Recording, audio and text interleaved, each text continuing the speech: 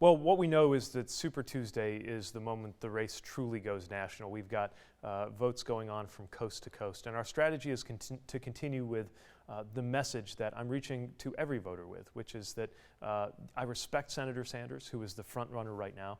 Certainly know that he shares a lot of ideals with all Democrats, but most Democrats are looking for something else. And if we want to win, and we must win, but more importantly, if we want to govern, it's going to take someone who can deliver progressive ideas in a way that actually brings Americans together. We have had such chaos, such division, such toxic politics these last few years. I believe the time has come for somebody who can unify the party and unify the country around the big ideas we believe in.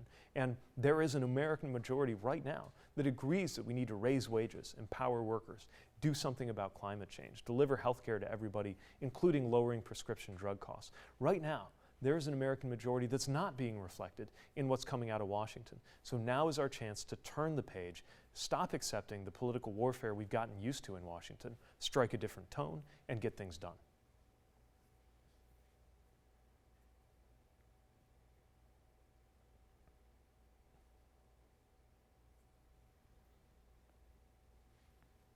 Well, it's very personal for me. As a matter of fact, the first time I ever came to the Hampton Roads area was for pre-deployment workups at Norfolk before shipping out to Afghanistan.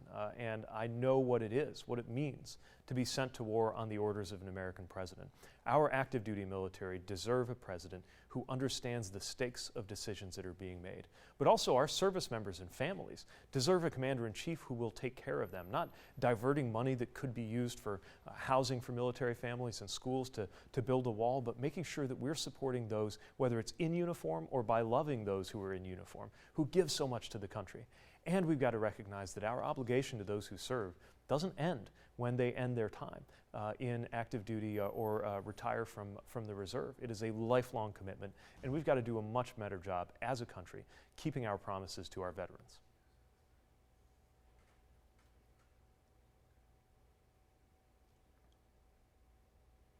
Well, no one, I think, is feeling the pain of living under the Trump presidency more than voters of color, with the escalation in white nationalism, in hatred, and the day-to-day challenges that voters of color face. Right now, black home ownership is at the lowest level it's been at since housing discrimination was legal.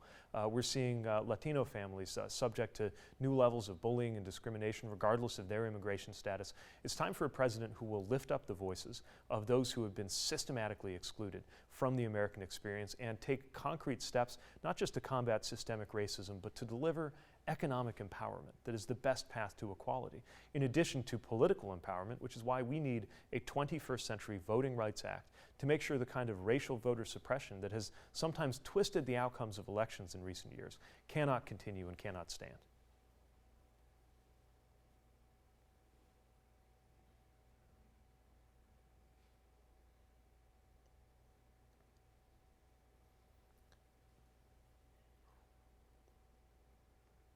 Well, based on a preliminary look, I'll say this. We need that political settlement in order to make it possible to draw down our military presence. What I'll be watching for now is, first of all, to see whether the Taliban actually complies with the many conditions that are set out there. And secondly, to see if this is set up in a way that really can reinforce the democratically elected Afghan government.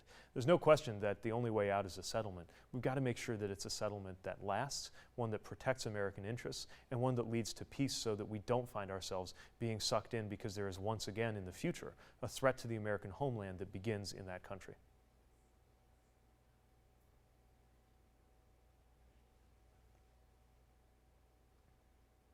Well, you know, Virginia is a state that I think reflects the future direction in a positive way of American politics, an American majority that believes in ensuring that we act on climate, do something about gun violence, empower workers, and I will be a president speaking to those priorities.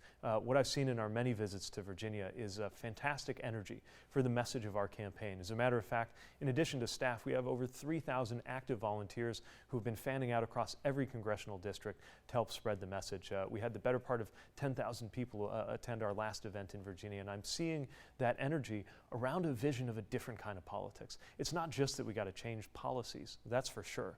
We got to change leadership. And I think most Americans are ready for a president who might actually make your blood pressure go down a little bit instead of up through the roof as we work together to solve the challenges, economic challenges, security challenges, health challenges that we're going to face in the years ahead that are just different in kind from anything that we've experienced in the past.